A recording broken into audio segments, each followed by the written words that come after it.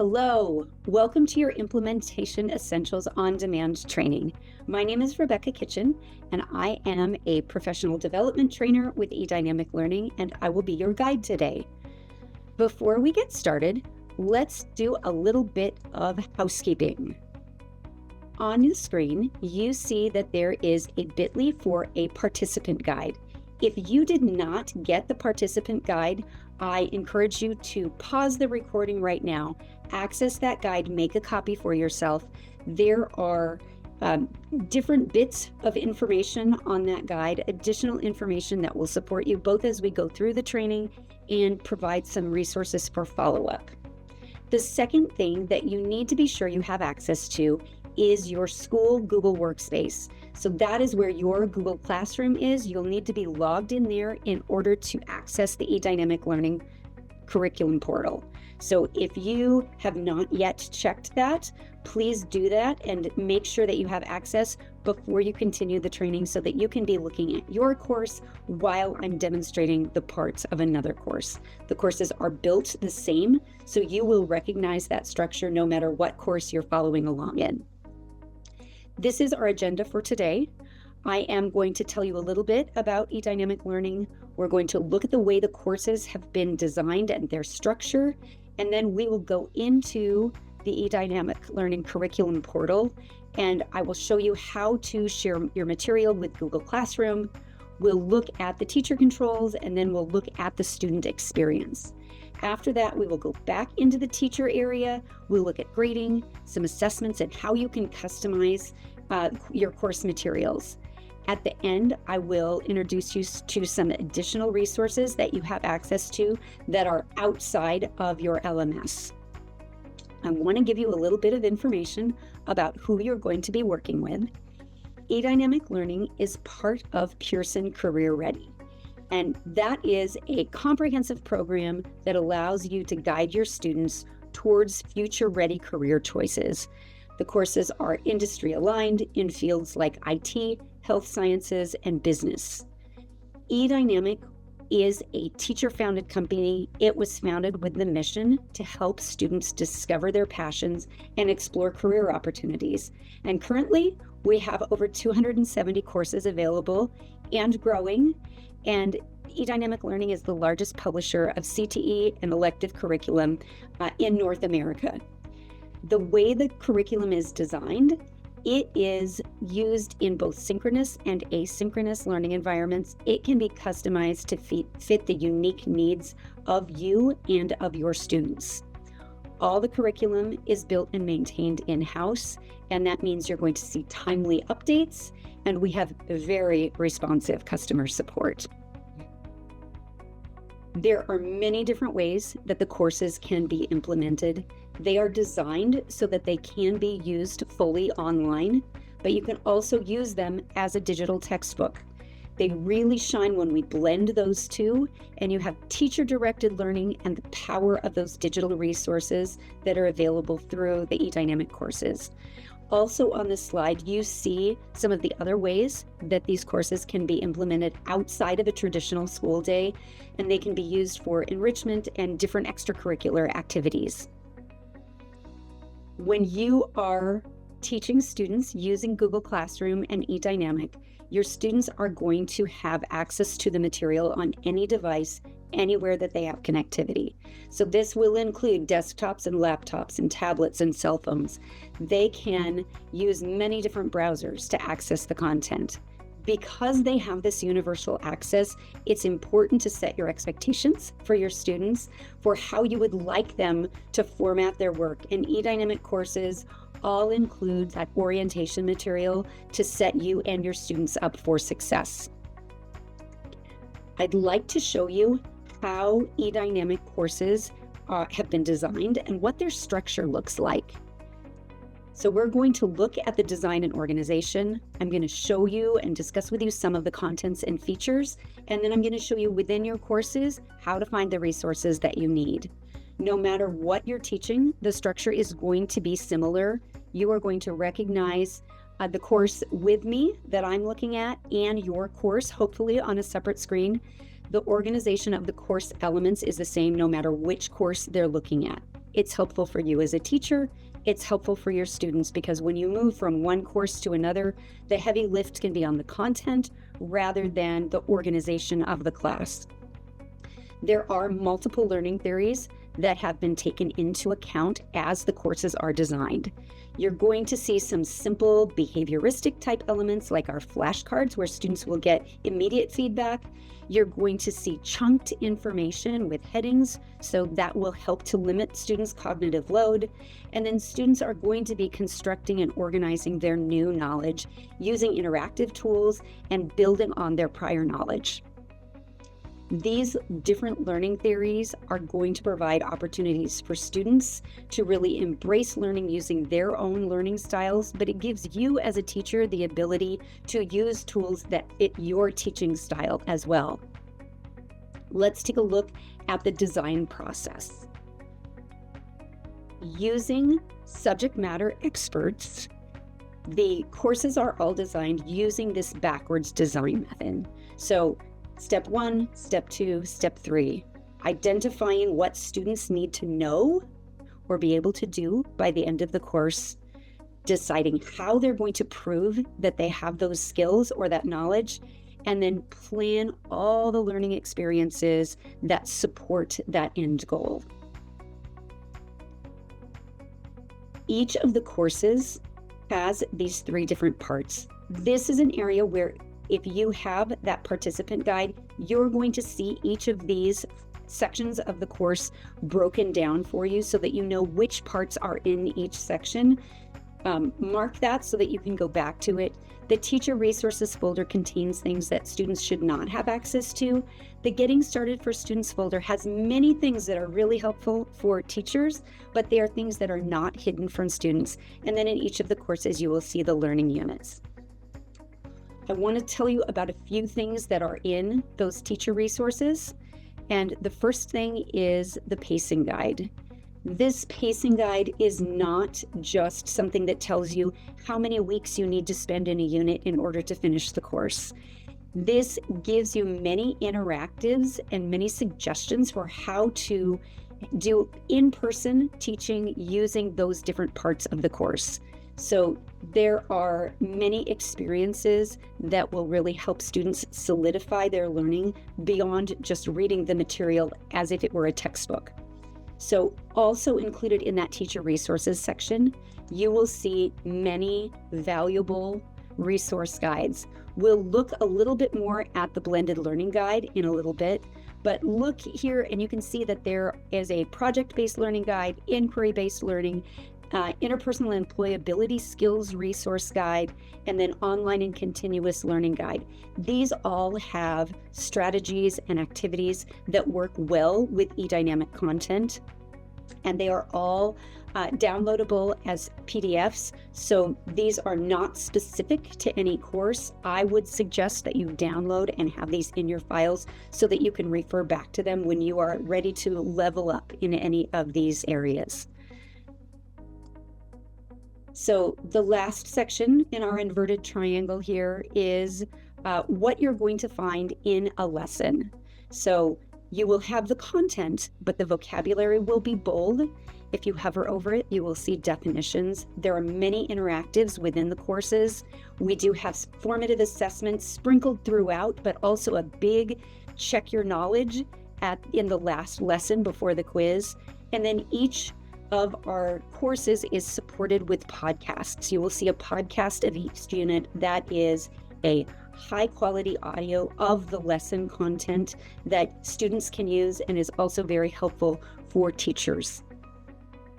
The next thing we're going to do is take a look at your LMS, which is Google Classroom.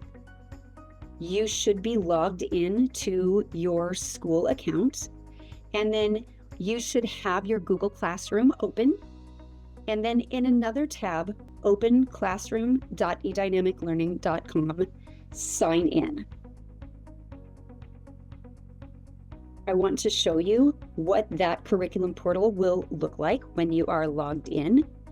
You will see all the courses that your school has access to on this board here. This is the curriculum portal. I would like you to go to your other tab that you should have open, which is your Google Classroom homepage.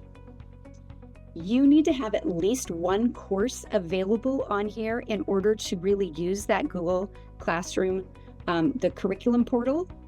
So in order to not send your students all kinds of notifications right now by working in an active course that you have students in, I would recommend that you add a new course that is going to be a playground that you can work in right now. So I am going to call this demo course, and I am going to hit create.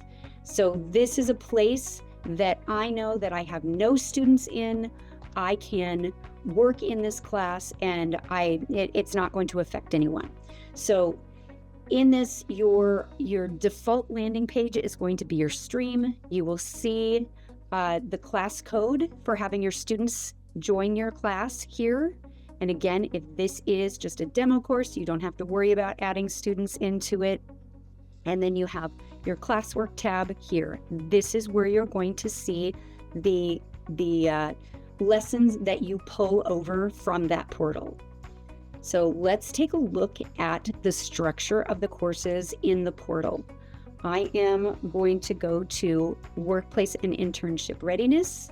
And yes, you can search for your courses by number or by name if you know what you're looking for.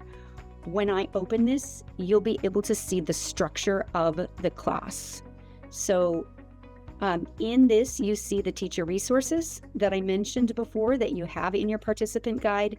You see the Getting Started for Students section, and then Units 1 through 4, a midterm, Units 5 through 8, and a final. We are going to go in and take a look at some of the things that are in these sections before we add them to the classroom. The teacher resources section is something you are never going to share with your students, but let's take a look at what is in there. So you have the pacing guides that I mentioned that you can take a look at. You also have those teaching guides. I'm going to open that, and you'll be able to see that they are here along with course lesson plans. These lesson plans, when you click on that arrow, it will download what looks like a traditional lesson plan. It opens in Word. You can use it as a Google Doc.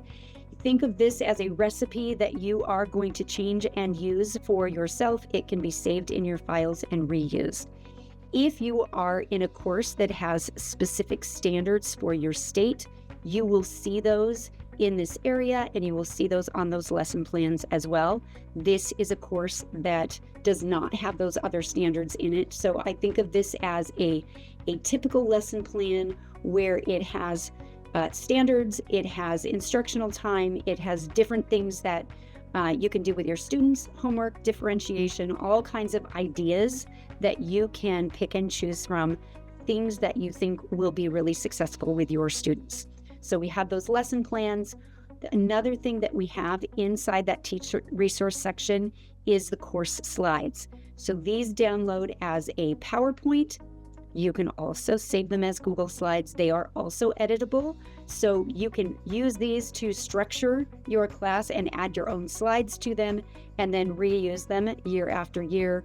They have some great discussion questions, some grounding ideas as far as what they're learning in the unit, and then vocabulary, discussion questions, those kinds of things are available on the slideshow. And the lesson plan will refer to which slides you could be using during a particular lesson.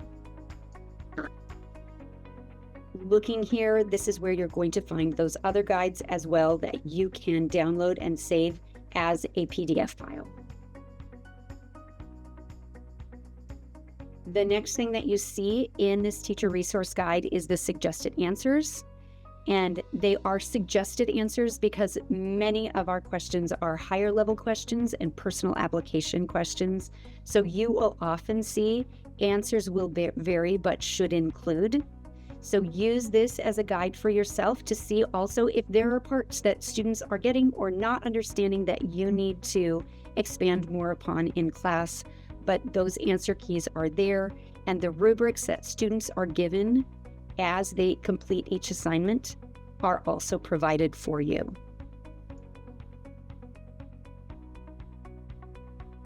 let's take a look at the next section. In this next section, this is the Getting Started for Students section. This is a section of things that students can see, and we're going to start at the bottom of this list. So at the bottom of the list, you see companion courses. That's going to tell you courses that are connected to this course or other things that a student taking this course might be interested in. There's a course bibliography. There is course vocabulary. If you have a course that is connected to a certification, you will see a section in this Getting Started for Students folder that talks about other courses that are part of that career certification and give them other information about that. The next section is required materials. This is anything students may need outside of the digital textbook to complete the course. This also gives you a heads up for anything you may need to adjust in the course. So for example, on this one, it says a video recording device. If that's something that you can't use at your school, this gives you the heads up for which project you may need that for, and it goes through unit by unit. So you'll know when they need to be able to use a sheet or a dock or a camera or different things, and if you need to make any adjustments to those activities. The next section is the course syllabus. This is a fantastic framework, both for you and for your students. It can be downloaded as a PDF, and it will tell them where they're going in this course. This is also a great practice if you're having them put together a digital folder, having them practice all together, downloading this course syllabus. Let's take a look at how to be successful in an eDynamic learning course. I mentioned that we have orientation kinds of material. This is something that you can use with your students the first few days of school to help them learn how to be a student in a digital curriculum. So they're going to be introduced to some course features, which we will look at. This is student-facing information about the literacy support toolbar, the podcasts, study tips. There is also information about the grading rubrics. And this is a great place for you to pause and give them information about your class expectations in addition to anything that may be on the rubric. And then information about academic honesty, how to avoid plagiarism. There are some tools here. There is an honor code that you can use as a template. And this is also a time that you can talk with your students about any school or class documents that they may have already signed. So acceptable use, digital codes, AI policy, all of those things can be discussed during this time. Let's take a look at your actual content now. So each unit, as I open it, you will see the same structure. If you are looking at a different course, you will see the same default organization. So the introduction, the lessons, the podcast, which again is that audio of the lesson, and then all the interactive activities after that, flashcards, a test, and a couple of discussion questions that you can either do out loud with your students or you can have them submit these digitally. When you're looking at our curriculum, it's important to know that all of the activities and the quiz are based on the lessons. So because you're working in Google Classroom, you will have the ability to pull over whatever content you want. Unless you are directly replacing the information that's in these lessons, it's really important that these be things that are included in your course so that all the activities, the critical thinking questions, the quiz are all aligned to content that students have seen. So the first thing I'm going to open is the Unit 1 introduction, and you will see that it opens in another box. You may have noticed before there is this share button that pops up. So each unit does have an introduction. If I click share, it gives me all the courses that I have active, and I can choose the course that I'm working in, and I can share that content to one student or all students. You will see your students listed as well, and then I click Share to Google Classroom. So I'm going to show you that again. I'm going to look at the lesson. This pops up. I can share it without even opening that box. If I know I'm going to share a lesson, click Share, choose the course that I am working in, and share it to Google Classroom. So you would do this for pacing. You can do it one lesson at a time as you want your students to have access to it, or you can preload your course with this information so that they have access to all that content to start with. I want to show you when I share something like the critical thinking questions, where it's an actual assignment that students will need to turn in. And I share that to my class. It now asks me for a due date. I can either put a due date in here, or I still have access to do that when I get into the grade book of my class. So if I want to just load it in, I can share that to Google Classroom. So let's take a look at the content. I am going to stay inside the curriculum portal for this right now. We are going to look at this course, just preview it a little bit. I want to show you some of the elements that are included. Lots of pictures that are discussion worthy. Your vocabulary is underlined and highlighted when you hover over it. You can see the definitions. In this particular lesson, you can see there's a rotator and the arrows. Students have seen these on social media and other places where they have to interact with something. Sometimes in these courses, the important material is actually in these rotators or in drop downs. So encourage your students to interact with every part of them as they go through if they are working on a lesson individually. Now I'd like to go into lesson 6. This is the last lesson before the podcast and the activities in this course.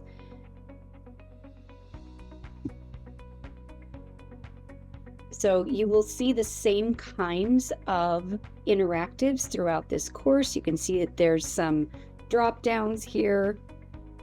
Some of these places will be good spots to stop and have partner share or group work. And then towards the end of this, you will also see the knowledge check that has questions that are connected to the objectives of this particular unit. I am going to scroll back up to the top of this unit. I'd like to show you the accessibility toolbar. There is student-facing information about the toolbar in the Student Getting Started section. I'm also going to show you where you can find a student-facing video that will describe this, but I want to walk you through the basics of the toolbar. When I click on this, the first 4 tools are going to be the select the area, play, pause, and stop. So these are going to work like a media player of any kind. If I push play, it will read the content. From self-awareness to goal setting. This is more of a screen reader than the podcast that we have. The great thing about this is if you have students who need to hear it more slowly, one of the settings that you can change is for the speed of the reading to be slower. The next tool that we have here is the translator, where you can highlight any area of the text and it will translate it. In many languages, you have both the written translation as well as the ability to play that translation. El antiguo filósofo griego Sócrates consideraba la... The next tool is the dictionary, and you can highlight the word, click the dictionary. You can also use these play buttons here so that students can hear those definitions of that word and how to pronounce the word. This can be great for courses like medical terminology, where students may want to hear what the word should sound like. Additionally, there is a picture dictionary that's great for working with vocabulary. And then there is a place here where you can go and students can highlight the text. They can highlight it in different colors depending on what they are studying, if it's compare contrast, if it is words with definitions. And then when they have highlighted the colors and perhaps done a strikeout for certain areas, they can then collect those, and you can use this for either note-taking or for actual activities where you want students to interact with the text and collect content. So this would need to then be copy and pasted into another document. When students move away from this page, the highlights go away. The next tool is the screen masking tool. You will be able to change the settings, so this can be a line. You can change the color, the inversion of what's light and what's dark. It's great for students who need to have tracking, but it's also nice if you are presenting from a board and you want your students to focus on a certain area. All of those tools can be changed using the settings here. So this is the speed, how you want the text highlighted. You've got many options for translations, and you can see the ones that have the audio as well as the written translation. There are many different languages to choose from. And then the screen tools, this is where you would change the reading light and the different ways that you can use that screen masking or a line on the page for tracking. I'm closing the accessibility toolbar. Let's go back into the course now. I want to introduce you to the podcast. The podcast, there is also student information about in that getting started section. This will show you the length of the content. You can, if you like to listen to it more quickly, this one you can speed up. You can play from here. You can download it, or you can use it as a pop-up player that will stay in front of the student's content when they are reading. By default, the podcast is located underneath the lessons. When you bring this over into Google Classroom, you will be able to put it in any order you want to. So it would be great to put the podcast in if you know that you are going to use it, or if you have students who are going to use it, it can be placed before the content. Let's talk a little bit more about setting up your courses. You cannot bring over an entire folder at the same time. If I hover over this folder, the link does not appear. If I hover over these other elements, the link does appear. So would you please take a minute to share to your Google Classroom Unit 1, Lesson 1 of any course, Unit 1 critical thinking questions, which are right here below the podcast, a Unit 1 quiz, and a Unit 1 discussion. So a lesson, critical thinking, the quiz, and a discussion, and share those over to your classroom.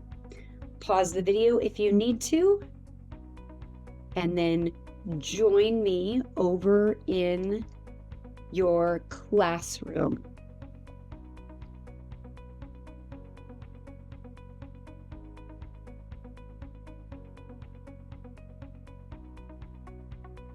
In your classroom, you will see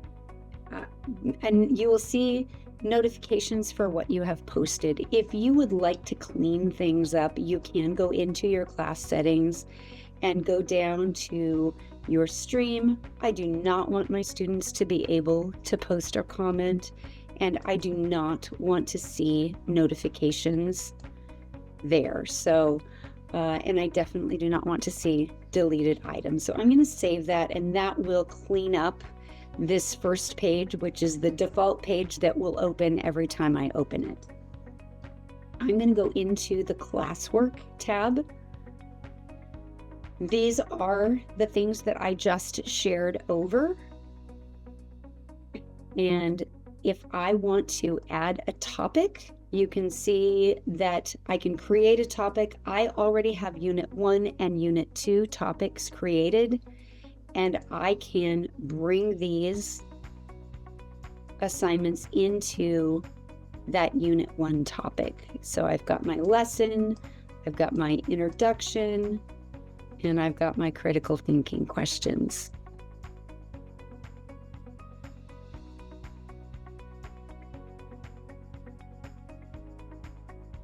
In the People tab, you are going to see your students. You can see I only have one student. And then in the Grade tab, you're going to be looking at grades.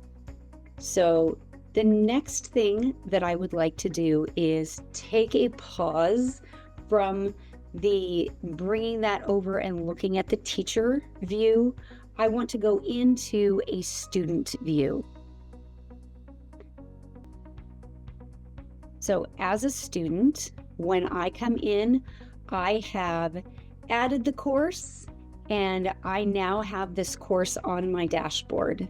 So when I open it up, I have my home. The calendar will show any assignment due dates that I have, and then I have my course that I'm going to click into. You can do announcements for the course. And I'm going to look at my classwork. So these are the things that have just been posted in here. Unit 1 introduction, the lesson, the critical thinking questions. Let's take a look at what it looks like for a student to submit an assignment. I'm going to open the Unit 1 critical thinking questions. You should recognize this little tab here. They are going to have to log in order to see the content. What this basically is a bookmark from the portal to the content that you have added in. As a student, I want to view the instructions first. And this is where I can work to create my work. But this is also where I'm going to access that content.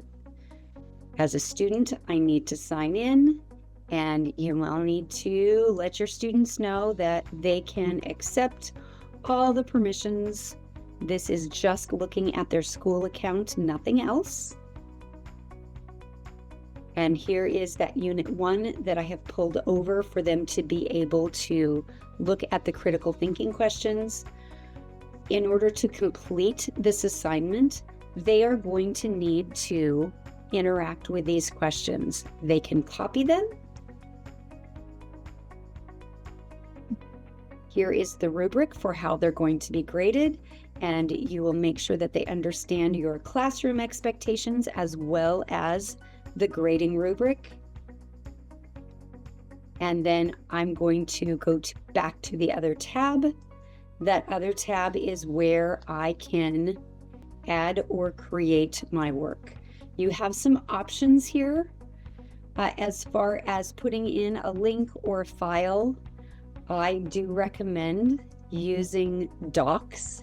When a student creates a doc to do this assignment, that is not only saved inside the Google Classroom folder, it automatically names the document so that your students don't end up with a lot of untitled documents. They are going to paste the questions in there, and then depending on what expectations you have, they may need to put a heading on this page. They may need to change the font so that the questions and the answers, one may be bold, one is not. You can walk them through how you want them to complete this, but once they have done this assignment, they will turn it in here, and they need to reaffirm that they are turning it in. So that is submitted. When I go back to my teacher folder, so going back to my grade book as a teacher, I will see this submission that they have turned in. So there's the paper that they turned in. I will be able to make comments on it, and then I will be able to grade it and return it to them.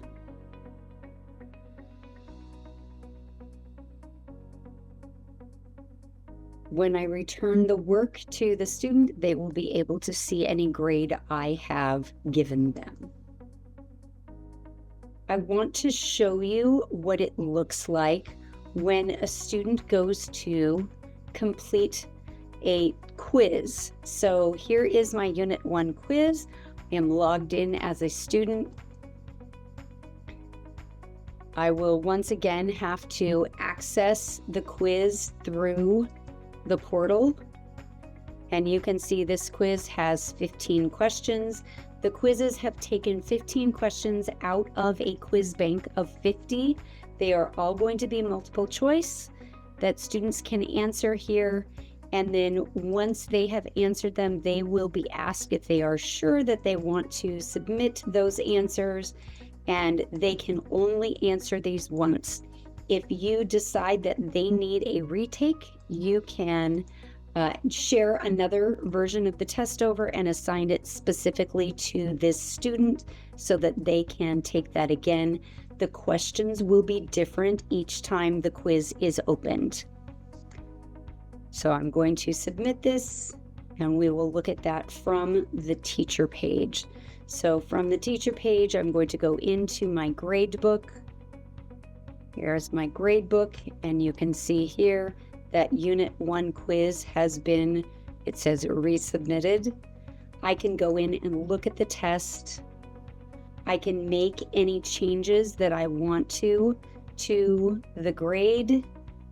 If I see things that I want to give them credit for, if they've done extra credit, and then I can change the grade here, and I can add them a comment for them and then return it to them. So that's the process with the quizzes. When it comes to discussions, let's go back to our classroom and to our classwork. In this course, I have a discussion. As a student, I open that discussion, and this is where I'm going to answer it. I can type the answer, and then I can turn it in. Many of the discussion questions have multiple parts to them, so make sure to encourage your students even to break down the questions into the parts so that they are sure that they are answering each part of the question as they go through. So then they would turn it in, and you will see that in the teacher side of things. So let's go back to the teacher view, and I am in my teacher grade book right now. So looking at this grades tab, you can see that this appears when there is something in there to be graded.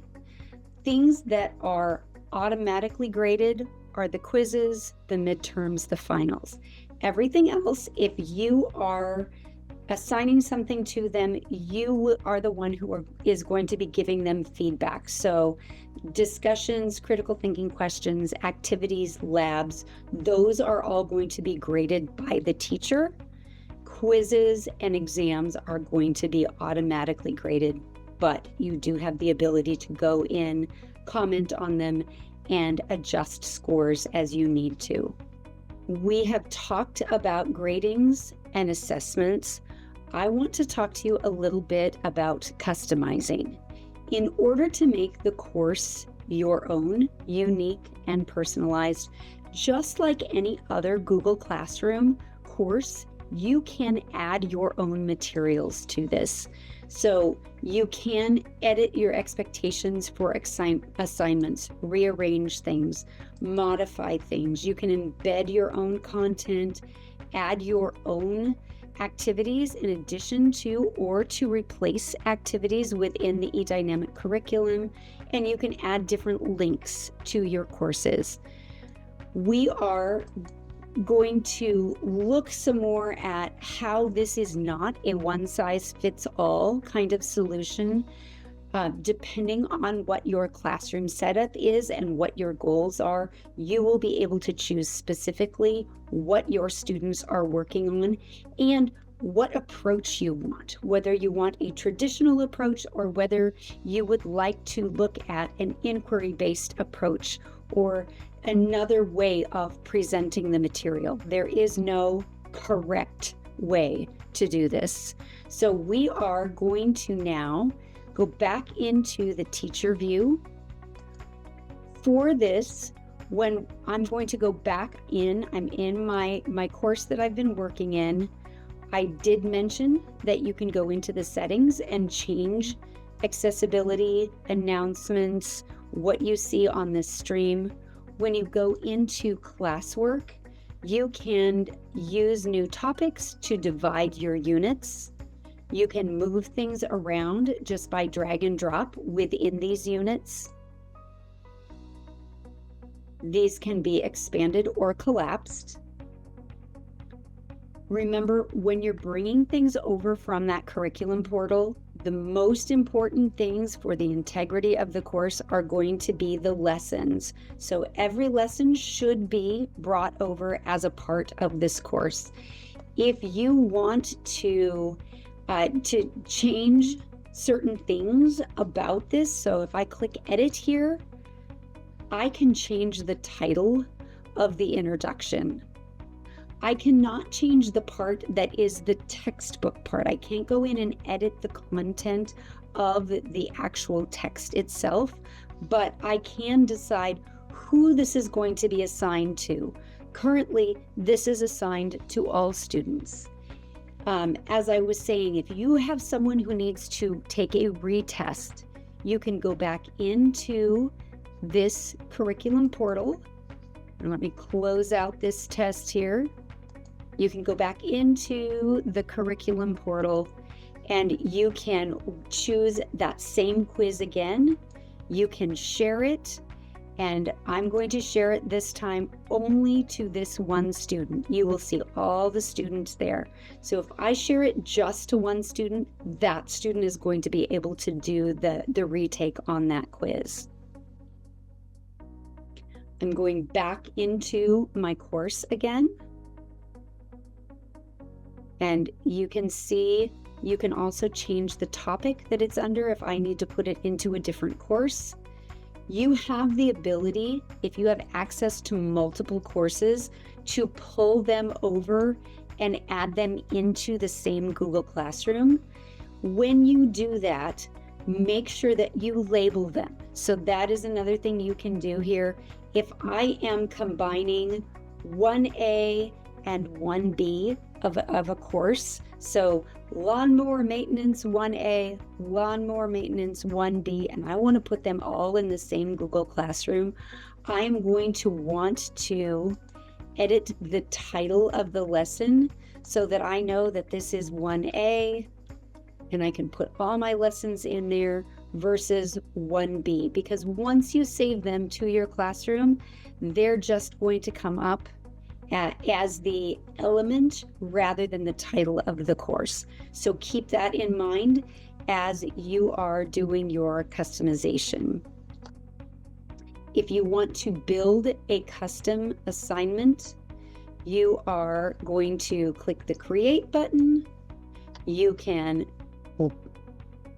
click Assignment, and then this is where you would include your title, your instructions, and then you can include videos as well.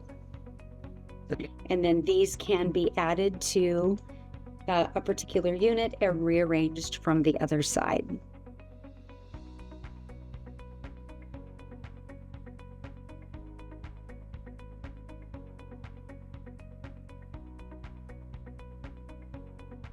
Let's take a look at other resources that you have access to.